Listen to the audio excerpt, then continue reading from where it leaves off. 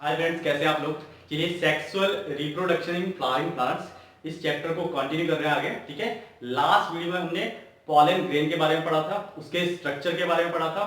ठीक है, थोड़ा सा रिवाइज कर लेते हैं। ठीक है, लास्ट वीडियो में हमने पढ़ा था कि जो पॉलन ग्रेन होता है, ठीक है, उसको सराउंड करके रखती हैं दो वॉल्स। ठीक है, एक होती है एक्साइन, दूसरी होती है आपकी इंटाइन। ठीक है, एक्साइन क्या आपकी आउटर वॉल है, ठीक है, जो बनी होती है स्पोरो पॉलिनिन की। ठीक है, और जो इंटाइन होती है वो बनी होती है किसकी, पेक्टिन और सेलुलोज की। ठीक है, ये हमने पढ़ा था। साथ ही साथ हमने जब मैच्योर कंडीशन पढ़ी थी पॉलन ग्रेन की, तो वहां पे हमने दो सेल के बारे में डिस्कस किया था। तो वो दो सेल कौन से हैं, जरा याद कीजिए, आप लोग रिकॉल कीजिए और कमेंट बॉक्स में बताइएगा कि वो दो सेल हैं कौन से। ठीक है, चलिए आज के टॉपिक पे आते हैं। आज हम पढ़ने क्या वाले हैं फ्रेंड्स, इस वीडियो में हम पढ़ने वाले हैं, ठीक है, पॉलन एलर्जीज के बारे में, pollen as a food supplements, ठीक है, एंड पॉलन वायबिलिटी के बारे में। ठीक है, स्टार्ट करते हैं। देखिए, काफी सारी स्पीसीज ऐसी होती है पॉलेंस की जो सीवियर एलर्जीज प्रोड्यूस करती हैं, ठीक है, लोगों में। ठीक है, और एलर्जीज क्या होती हैं, जब कोई फॉरेन सब्सटेंस या फॉरेन पार्टिकल, ठीक है, आपकी बॉडी के कांटेक्ट में आता है, या आपकी बॉडी फॉरेन सब्सटेंस या फॉरेन पार्टिकल के कांटेक्ट में आती है, तो वो अनकंफर्टेबल फील करती है। ठीक है, आपकी बॉडी अजीब सा रिएक्ट करती है। ठीक है, तो उसको हम एलर्जी कह देते हैं। वो एलर्जी धूल मिट्टी से भी हो सकती है।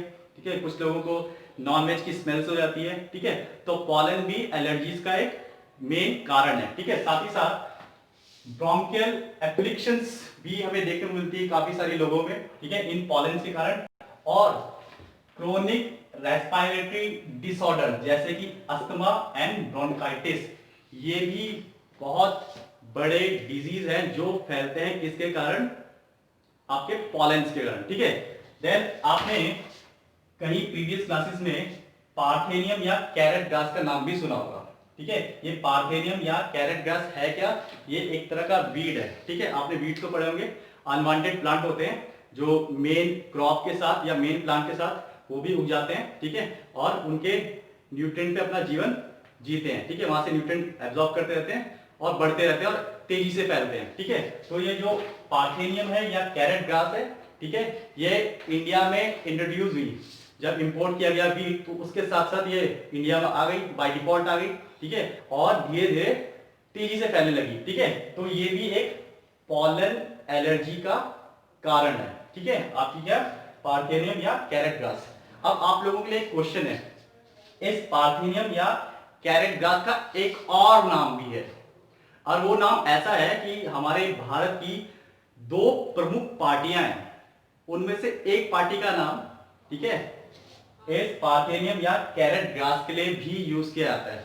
आप उस चीज को सर्च कीजिए और कमेंट बॉक्स में बताइएगा कि पार्थेनियम या कैरेट ग्रास को और किस नाम से जाना जाता है। अब मैंने आपको हिंट दे दिया है, दो मेन पार्टियां जो इंडिया की हैं, ठीक है, लार्जेस्ट पार्टियां, उनमें से एक का नाम, ठीक है, पार्थेनियम या कैरेट ग्रास के लिए यूज किया जाता है। ठीक है, then pollen as a food supplement. ठीक है, इसको हम फूड सप्लीमेंट्स के रूप में भी लेते हैं, क्योंकि ये न्यूट्रिएंट्स, इनमें न्यूट्रिएंट्स की मात्रा जो होती है काफी ज्यादा देखने को मिलती है। ठीक है, यहाँ पे लिखा भी है रिच इन न्यूट्रिएंट्स। ठीक है, पॉलन आपके न्यूट्रिएंट्स में काफी ज्यादा रिच होते हैं। ठीक है, तो नेक्स्ट आपका जो वेस्टर्न कंट्रीज है, ठीक है, वेस्टर्न कंट्रीज में काफी सारे प्रोडक्ट्स बनाए जाते हैं पॉलेंस को लेके।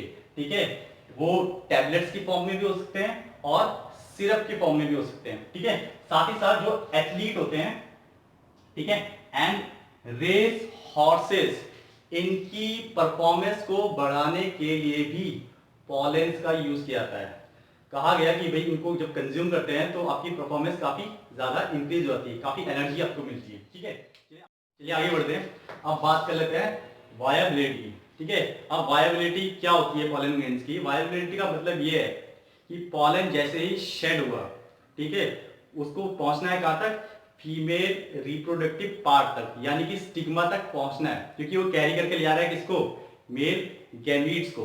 ठीक है, तो उसकी वो क्षमता कि वो गैमीट्स को लेके जाए, ठीक है, एंटर से फीमेल रिप्रोडक्टिव पार्ट तक, उसको वायबिलिटी कहते हैं। ठीक है, यानी कि वो कुछ टाइम पीरियड तक ही एक्टिव रहता है। अगर उस टाइम पीरियड में पॉलन कहां पहुंच गया, स्टिग्मा तक पहुंच गया, तो फर्टिलाइजेशन की प्रोसेस हो जाएगी, वरना नहीं होगी। ठीक है, एक स्पेसिफिक टाइम पीरियड होता है। ठीक है, जितनी देर तक वो क्या रहेगा, एक्टिव में रहेगा। सिंपल वे में कह रहा हूं कि एक्टिव रहेगा, ठीक है। अब ये डिपेंड करता है किस पे, टेम्परेचर पे और ह्यूमिडिटी पे, ठीक है। किसी भी पॉलन की वायबिलिटी डिपेंड करती है टेम्परेचर और ह्यूमिडिटी पे। ये अलग अलग स्पीसीज में अलग अलग हो सकती है, ठीक है। अब बात करें अगर हम राइस की और वीट की, ठीक है, तो ये 30 मिनट के बाद अपनी वायबिलिटी खो देते हैं, यानी ये 30 मिनट तक क्या रहेंगे, एक्टिव रहेंगे। अगर ये जैसे ही शेड हुए, ठीक है, और 30 मिनट के अंदर अंदर अगर ये पहुंच गए स्टिग्मा तक, तो फर्टिलाइजेशन की प्रोसेस हो जाएगी,